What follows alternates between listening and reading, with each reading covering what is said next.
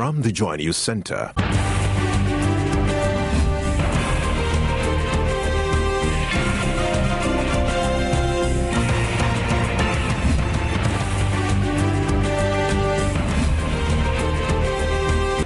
This is News at 8. Now, coming up in the bulletin, textile workers worry about the security of their jobs over what they say is government failure to honor its contract on the production of free school uniforms.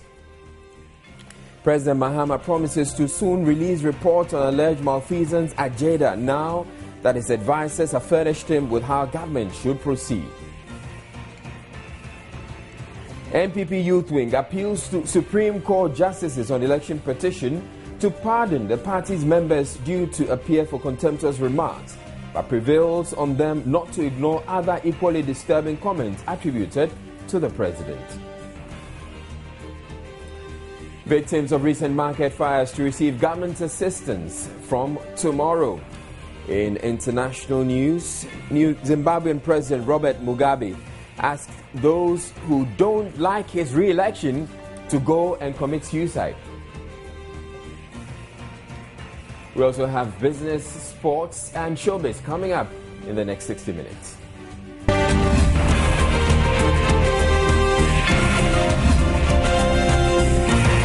News at 8 with Israel Lai. In our very first story, the youth wing of the opposition New Patriotic Party, the Young Patriots, has pledged solidarity with the party's General Secretary and one other member who have been invited by the Supreme Court to answer some contemptuous remarks made about the election petition. The Young Patriots at a news conference this morning urged the court to pardon the two, especially because the General Secretary has turned a new leaf. The group is, however, prevailing on the justices not to ignore equally contemptuous comments they say have been made by President Mahama and some NDC members of the NDC. General Secretary Kwadwo Owusu-Afriyie and a member of the MPP's communication team, Hobson Adoye, have been cited for contempt and are due to appear before the Supreme Court judges on Wednesday, August 14th. The youth wing, however, says the General Secretary, also known as Sir John, has become temperate and measured in his communication since his comments captured in the Friday, 5th July 2013 issue of the Enquirer newspaper. They are doing.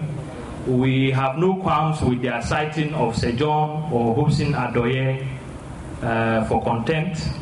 The two gentlemen will go and speak for themselves. But we are also aware that they have taken steps since the line was drawn to ensure that sanity prevails on the airwaves and in general in the country.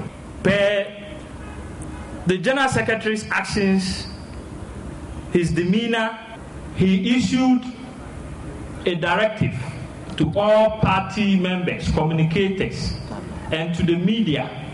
Until date, I think it is the only guideline I have seen in the media that is being used on how to communicate on the Supreme Court proceedings. Any media house that has some control mechanism today will tell you that the source of that control mechanism when it comes to this petition in the courts is from Sir John. The group in the same vein tendered evidence that the president and some other NDC members are equally guilty and should also be invited to answer for their comments. We have filed all this, and the president, the comments he's been making is not healthy for this country. We have gone to the Supreme Court and filed them because we think that the president and his cohorts need to watch their language. He believes the court must be seen to be fair to all and its application of the law on contempt of court. For Joy News, Marian Turi reporting.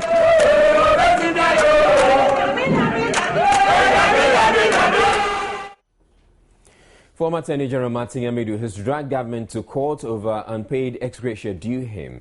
A source at the Attorney General's Department said Martin Amidu filed the suit on July 30.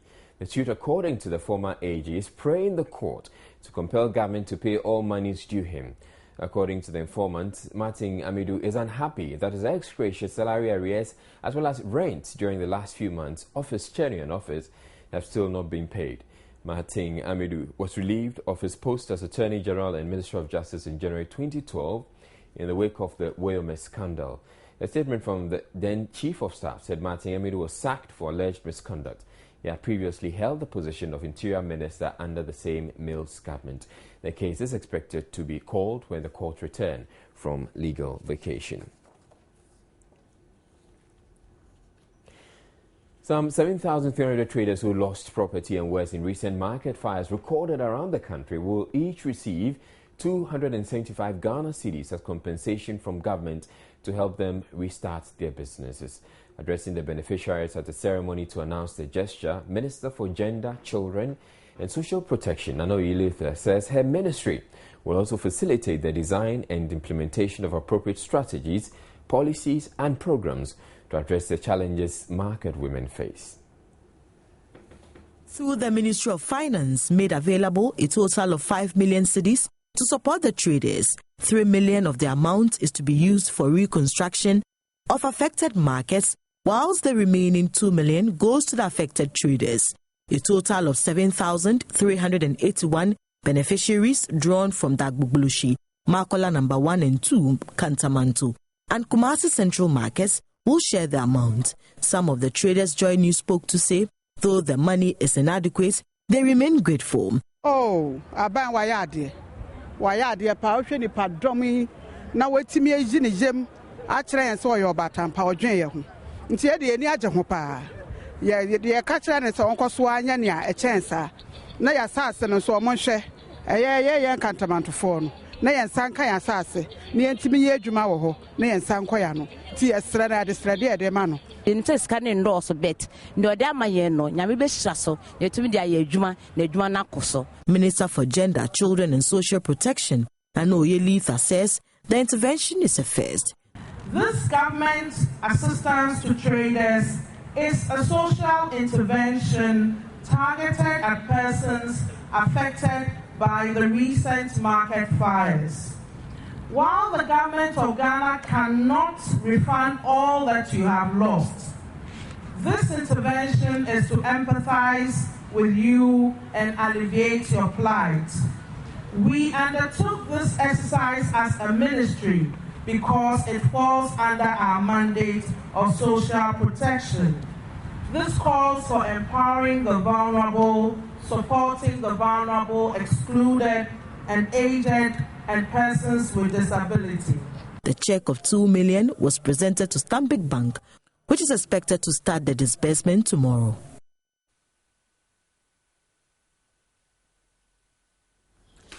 A member of the board of the Korle Bu Teaching Hospital, Reverend Albert Botre, has dismissed as useless and without merit a suit filed against the hospital's acting chief executive by an Accra-based journalist. The journalist is seeking to restrain Professor Efua Hesse from continuing as acting chief executive and director for medical services as she is almost due for retirement.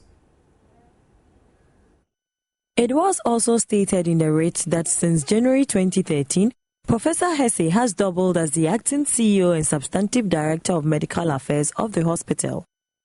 The plaintiff, Henry Addo, averred that the positions of CEO and director of medical affairs are public service posts and hence the holder would have to retire compulsorily under Article 199 of the Constitution upon attaining the age 60. In supporting his writ, Henry Addo cited the letter confirming Professor Hesse as the Director of Medical Affairs, arguing that the hospital's board had always intended to keep her in the positions beyond 11 September 2013, contrary to the Constitution of Ghana. Professor Hesse has been on leave for the past week and was supposed to resume August 12, 2013. She was, however, not present at the mid-year review, and the authorities say they can't explain. Reverend Botre, who has been acting as the CEO for the past 2 weeks, was present to chair the annual review. On the face of the case, it's a useless thing. It has no merit. How do you go to court and ask for declaration for a date that has not even, come to pass? You are looking at the date that 11 September and the person is in the existence. I mean, there's still a staff until 11 September. The person is entitled to leave, pro rata leave. Pro rata leave, I mean, it's optional. You can take it or forfeit it. So if the person is around and is just working because he has to run up well or he has to finish his work, must the court put an injunction on this? I'm not trying to preempt the judgment, but I don't think there's any merit in what they are saying. Henry is also seeking a declaration by the court that board members also made a mistake for choosing Reverend Botwe as acting CEO. Well, the board appointed me, which is in the normal public service regulation that we can allow a vacuum to exist in consultation with the minister. And I'm sure the minister might have, done his homework for her to give us the go-ahead to appoint me. So I wouldn't be here if things are not done in consonant or in consultation with the ministry. The case would be heard by the Accra High Court on August 22. A new study published in the acclaimed British medical journal The Lancet has put the prevalence rate for epilepsy in Ghana at 10%. Neurologists say the rate is too high for a non-communicable disease and are calling for more advanced neurology care in the country. The study was conducted in Kintampo in the Bunahafo region between 2011 and 2012. Not only a medical condition, but also a social health issue that exerts a lot of psychological pressure on sufferers and their family members. The stigma associated with it sometimes leads to social isolation. The Korle Bu Teaching Hospital as a referral center on a daily basis attends to about 200 of such cases. Due to the increasing demand for epilepsy care in the country, the Korle Bu Teaching Hospital has donated 2 machines to the Okomfo Anokye Teaching Hospital and the University of Health and Allied Sciences.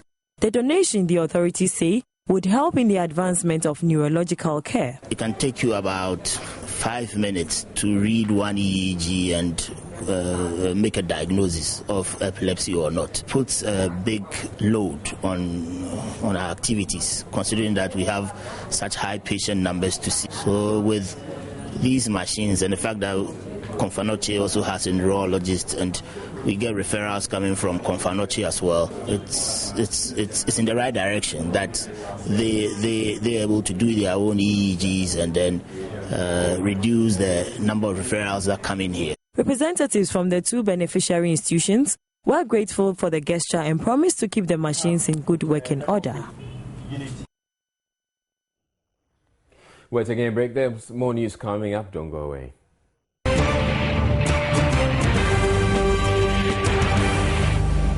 The group commissioned by the President to advise on the way forward on investigations conducted into corruption allegations at the Ghana Youth Employment and Entrepreneurial Development Agency is said to have completed its work.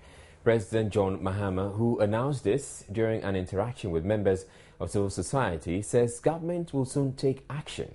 He has, however, cautioned those commenting on the supposed report in circulation to be circumspect, as the final document submitted to him is somewhat different. The meeting was to discuss issues affecting governance, including corruption, security, transparency and apparent delay on the part of government in acting on some investigations it had commissioned. Vitus Azim of Transparency International raised the issue during the late afternoon encounter with the President. If government does not accept some of the findings, it's still good to publish the findings and then justify why it has not accepted some of the findings. And then the 4th stage is to actually act on these findings and recommendations. And when I say government, I'm referring to, as it's talked about, the independent institutions. After an investigation is done, maybe it's the Attorney General and the police that should go ahead and act. In his very first comment since the supposed report of the committee was leaked, President Mahama said government is bent on restructuring JADA and that the final report will soon be released now that his advisors are done with their task. Government needs to benefit from your perspective when things like this come on board, and you must shout as loud as possible. If even we're not listening, just make sure you drum it into government's ears, so that we don't do some of the things that we do. So that committee is going to come up with a report, and I'm willing for them to go ahead to identify people who have misappropriated government finances and deal with them. The committee, which investigated the allegations of corruption, is said to have made even more disturbing revelations. Well, President Mahama Zeddaus plans to encourage firms to set up in rural Ghana to help curb migration to urban areas. Such companies, according to the president, will be supported with incentives. He says the intervention will be crucial to reduce the number of young people who leave for the cities in search of greener pastures. The president, as part of International Youth Day, interacted with some young ones from across the country on issues affecting them and how to help fast-track the country's development. Several issues ranging from youth employment, the national youth policy, youth in decision-making and creation of a youth fund were discussed at the first Presidential Youth Dialogue. President Mahama told the youth at the event, numbering about 200, that government is bent on creating more jobs, adding that much premium will be placed on helping youth entrepreneurs. Access to credit is important, but there are other factors that make for a successful entrepreneurial project, and one is entrepreneurial skill and knowledge to run an enterprise. Give a business as much credit as it is available. If the management of the business does not have the skills to manage the business successfully, that business will collapse.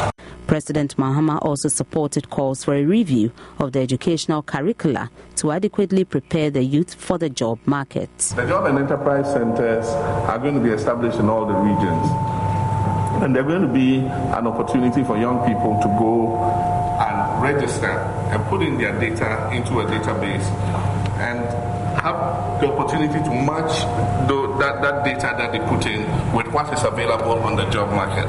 And I like the point about us restructuring the curriculum so that we're training people for the world of work. 40 media practitioners from Africa are undergoing a 2-week training program on oil and gas reporting in order to enhance their ability to report on the sector. The program, organized by the Revenue Watch Institute, is to foster deeper understanding of the extractive industry and also create a platform where journalists can effectively monitor revenue inflows and outflows from the sector to curb corruption. Participants were drawn from Ghana, Tanzania, Sudan, Uganda, Sierra Leone, Kenya, Nigeria and Zimbabwe, and it's the fifth in the series organized by the Institute. The participants over the period will deepen their knowledge and acquire skills independently, analyze fiscal and revenue management policies in the extractive industry. Basically aimed at, enhancing the skills and knowledge of people across the continent on these issues, to be able to ensure that we can hold our governments and companies to account, to make sure that on the part of governments the right policies, the right legal and regulatory frameworks are in place, and that the revenues from the sector is managed in a more transparent and accountable manner to improve on lives of the people. Participants will also undertake a field trip to some mining communities to interact with the local community and to know at first hand the challenges confronting them and how to deal with them. And the reason we are targeting this broad range of actors is because everybody knows that Africa is endowed with these natural resources, but it's also challenged in terms of how they are managed. But the question is, what have we got to do about this? Our contribution is that you need to make sure that citizens and citizens groups are equipped with the right knowledge and understand the sector, so that they will be in the position to be able to hold their government and the companies to account in their whole countries. After the training, participants are expected to apply the knowledge gained to help streamline reportage in the mining and oil and gas industry. The Textile Workers Union is agitated over what they say is government's failure to honor a contract signed with local textile manufacturers. It says has serious implications for jobs in the sector. The union says though it was agreed the local manufacturers will supply the fabric to be used for the free school uniform project, government has not ordered any production for the last 2 years. Abigail Aduma Quintri has the rest of the story. Government in 2009 signed on Printex, which had the appropriate machinery at the time, to produce and supply 5.5 million yards of the fabric for the school uniforms. It subsequently received funds to produce some 3 million yards, which is supplied in March 2011. The Textile Workers Union, however, says nothing has been forthcoming since. The contract was seen as an industry saver, especially after 20,000 textile workers were laid off in the 1990s due to the influx of pirated prints onto the market. According to the union, there are currently just about 3,000 workers in the industry whose jobs are still threatened by the illicit importation of pirated textiles. For the first contract, 5.5 million, we knew it was going to end by 2011, October. And then, we renew another contract. But even the first one has not been fully executed. So, I don't know whether the schools have closed now, or those children, whether they are wearing their cover cloth or whatever to school, I don't know. So, that is the problem that we have. It has stopped. And the workers are apprehensive, whether they are going to be sent home. They don't know. That's why the union is so much concerned that we feel that we cannot sit down to allow this to go on. And if by next week we don't hear anything, I think we have to, mobilize the workers to go to the ministry there to go and find out what exactly is going on. Government was quite clear about its objectives with the project as captured in these publications back in 2009 and 2010. Although government has contracted a local textile company to produce uniforms for peoples in Ghana, I found this uniform on the market. It's sewn and imported. Now it has the Ghana flag inverted on it. Now the question I'm asking is that if you're importing uniforms, how do we expect the local textile industry to boom? That's our worry. So it means that somebody has taken the contract and procuring this product from China, already soon. But we even thought that if the materials are produced here, dressmakers in Ghana will also get some job to do. What we are hearing is that it is cheaper to import these already sewn uniforms to Ghana. But honestly, if you compare the quality, the fabric that is used to produce this thing there, you cannot. I mean, this is locally produced, and if you hold the texture, you see the difference. I don't think that any school, primary school child can use this for 2 months. The head of public relations at the Education Ministry, Paul Kwampa, attempts to explain the presence of the imported uniforms, which is being speculated to have been a government initiative. He, however, has little information on why there have been no orders from government in a while. Since the inception of this program in 2010, the thing has actually been the company that manufactures this thing is a Ghanaian-owned company. Printers, they were actually supposed to provide the material, and the thing has been ongoing. And if they still have outstanding material, I don't know why that should happen. So if they've not offloaded these things from the factories, that doesn't mean that the project is still not ongoing. They have taken delivery of a large consignment, and that is what is being used in sewing out the school uniform for the children. For what will happen to imported uniforms on the market and the contracts between government and local textile manufacturers, Joy News will keep viewers updated. Abigail Admakwenchi for Joy News. We'll take a break and bring you some international news next.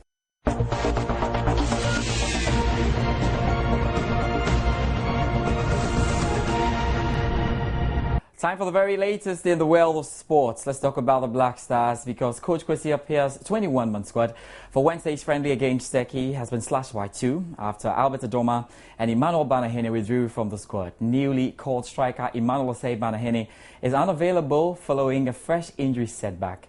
The former Hearts of Lions attacker suffered the injury in a warm-up match for new club Sunley Fastball on Sunday and will be further assessed by the club's medics to determine the severity of the injury. Aduma has been excused to help him settle at his new club Middlesbrough. The withdrawal of both players leaves Kwesi Appiah with 19 players for the game, and indeed Ghana would need a good result to stay high up the FIFA rankings, which would be used in seeding teams during the final stage of the World Cup qualifiers. More on soccer, and former captain of Accra Hearts, Amankwah Miracle, says he still has some football left in him and is daring any Ghana Premier League manager to give him the chance to prove it in the upcoming season. Amankwah Miracle, who enjoyed a 10-year stint of the club, lately bemoaned the lack of talented players in the current setup and attributed the team's inconsistency last season to that. Amankwah Miracle, who showed a bit of his skills at Accra Sports Stadium over the weekend in the Hearts Kotoko Oldies clash, is daring any club to bring on the challenge.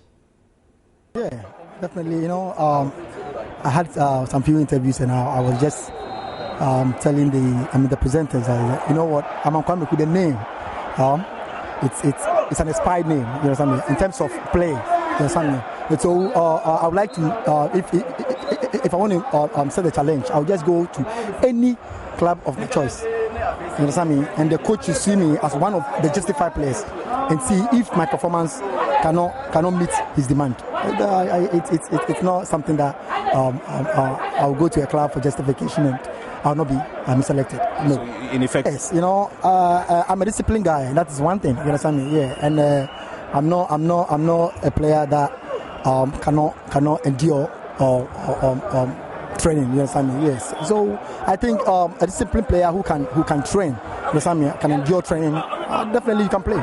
It doesn't matter the age. It doesn't matter how long you've played. It's just about discipline yourself, and with effective training, you can play. I don't know something that I just want to throw a challenge that it's not yet over. It's not yet over. Let's do some boxing now. Managers of newly crowned IBF Intercontinental Super Featherweight Champion Emmanuel Game Boy Tego have confirmed to Joy Sports the Puerto Rican World Boxing Organization champion Roman Martinez is next for the budding boxing talent who displayed one of his best performances all the weekend in the USA by recording a technical knockout over Gerardo Robles, who was reported to have some issues. Now, this guy definitely having some issues out there because he was not allowed to claim his belt, but his promoters have been telling Joy Sports definitely they're looking forward for the next assignment in February when he comes up against the man Roman Martinez from Puerto Rico. And that'll be all for sports tonight. My name is George Addy Jr. Do you have a good night?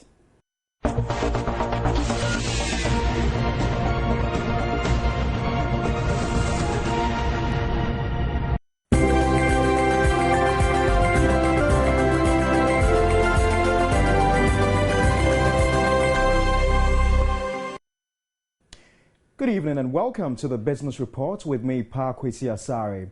In our first story, ongoing projects in the road, works and housing and the energy sectors would be the first to benefit from the Eurobond proceeds. Finance Minister Seth Terkper today told journalists $750 million of the $1 billion recently raised on the international capital market last month has been lodged into government accounts. Now, speaking to Joy Business after engaging the media on the Eurobond, Finance Minister Seth Terkper, however, says the disbursement will be done in line with the budget. He gave a breakdown as to what the funds will be utilized, explaining that the partial use of the bond issue proceeds to refinance maturing domestic debt will reduce the reliance on the short end of the market, especially for domestic capital projects, and the long lead times being experienced in sourcing and implementing some projects relating to multilateral and bilateral funds. In addition, given that the access to concessional funds will dwindle as a result of the country's attainment of a lower middle-income status, the tapping of the global bond market and provisioning for existing bonds will strengthen Ghana's credentials as a regular and responsible borrower in those markets. Now, second, the availability of the Eurobond proceeds will speed up the implementation of development projects in the 2013 budget. In particular, counterpart funding can now be made available for previously approved projects to enable these projects to be completed. Finally, the early redemption of the Ghana's debut 2017 Eurobond will reduce the rollover risk of refinancing the entire $750 million bond when it matures in 2017. Moving on, meanwhile, service providers and road contractors owed by government should soon be settled. According to government, with the Eurobond proceeds hitting its account, its finance position has improved to clear most of these debts. Finance Minister Seth Terkper, however, has some advice for those who might be rushing to the ministry for necessary payments. The Patriotic Party has called on government to urgently take the appropriate measures to restore and turn around the country's poor agricultural performance. Addressing a news conference today, the MP for Kwadaso in the Ashanti region, Owusu Afriye, said the sharp decline in the performance of the sector continues to affect lives whilst contributing to the high rate of unemployment. The Kwadaso MP stressed on the need for government to take the appropriate measures to address the problem, explaining it has implications for unemployment, increasing malnutrition and deepening poverty, especially in the rural areas. These are official prices. They pay well above the official price due to irregular and inadequate supplies of premix fuel to the fishing industry. He blamed what he describes as a misplacement of priorities and said funds are rather being allocated away from the pressing needs of millions of small-scale farmers who produce the bulk of agricultural output. The NDC government has not adopted adequate measures to reduce the burden of Ghanaian farmers, contrary to the rhetoric and the propaganda. Lack of focus of agricultural policy is reflected in misplaced emphasis on window dressing schemes, such as the Youth in Agriculture, block farming, and the now infamous guinea fowl and afforestation projects of the Savannah Accelerated Development Authority, SADA. He said the NPP is therefore urging government to take the necessary measures to reverse the decline. That's it for the business news. My name is Pakwesi Asare.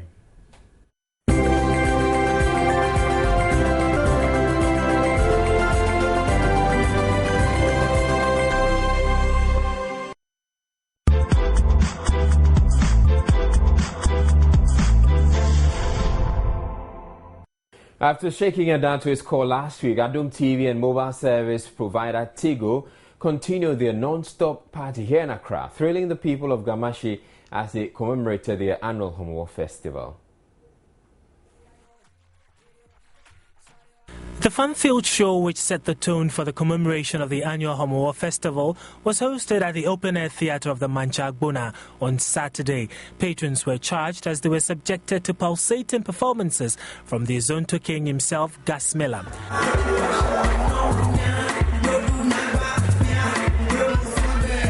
The Kakalika dance originator, Adolphe Tego,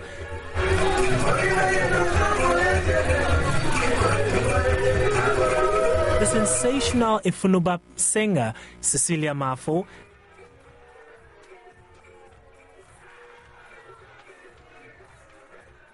and a Danny Best.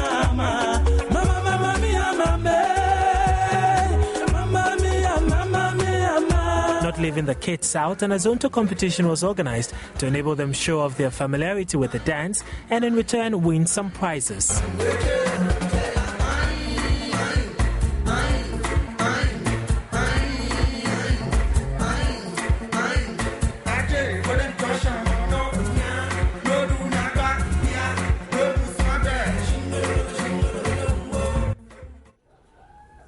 They ain't got it.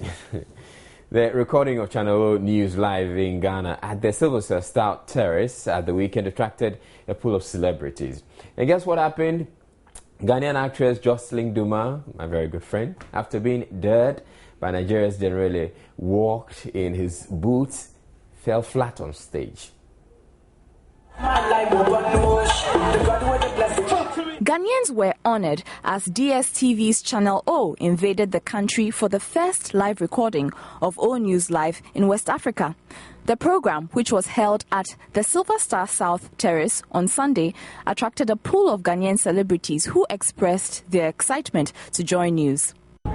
I mean, Old News Live has always been a big thing. It gives you all the cultures, all the music, all the hip videos and trends that's happening all across Africa.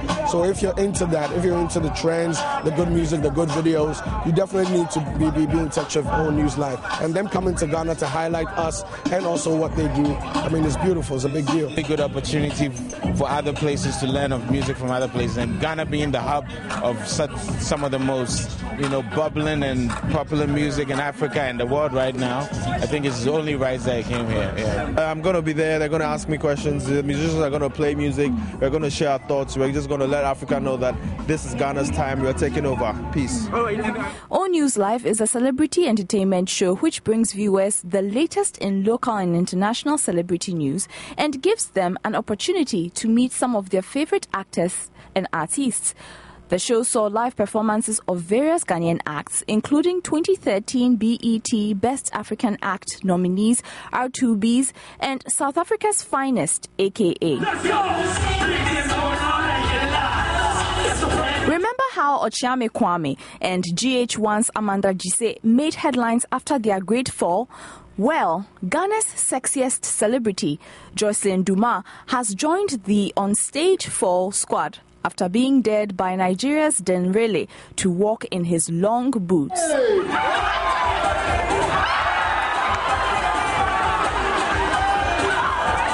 Well, nobody knows whether I was all part of the show, but patrons did really have a time of their life.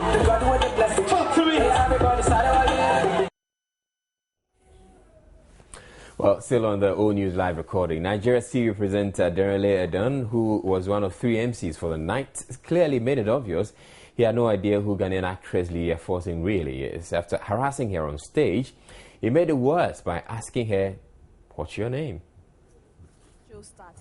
Denrele, one of Africa's sophisticated presenters, called a random lady in the crowd to model for him on stage. She happened to be Ghanaian actress Leah Forson. Leah Forson, who was pretty much shy, hesitated for a while, and after being embarrassed by the annoying presenter, she agreed to go ahead and model. Miss World, Miss Africa, Miss Ghana, Miss Silver Terrace. Oh yeah, Silver Star. Oh yeah, hey, oh shit.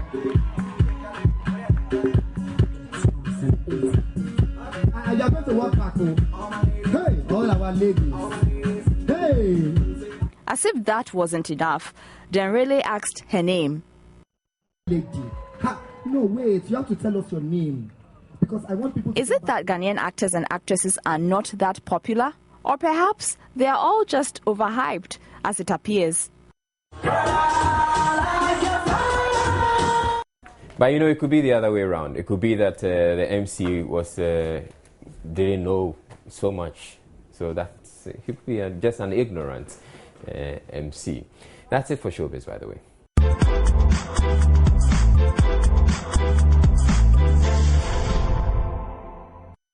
Well, that's it for the bulletin. But before we go a quick run through our top stories, the Textile Workers Union is unhappy about the security of their jobs over what they say is government's failure to honor its contract on the production of free school uniforms.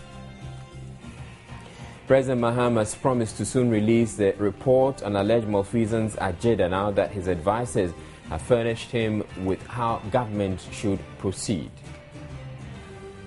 The NPP Youth Wing has appealed to the Supreme Court Justice on the election petition to pardon the party's members due to appear before it for contemptuous remarks, but prevailed on them not to ignore other equally disturbing comments attributed to the president. Victims of the recent market fires are to receive government assistance from tomorrow. In international news, Zimbabwean President Robert Mugabe has asked those who don't like his re-election to go and commit suicide. That's it for the bulletin. My name is Israel. Have a good evening.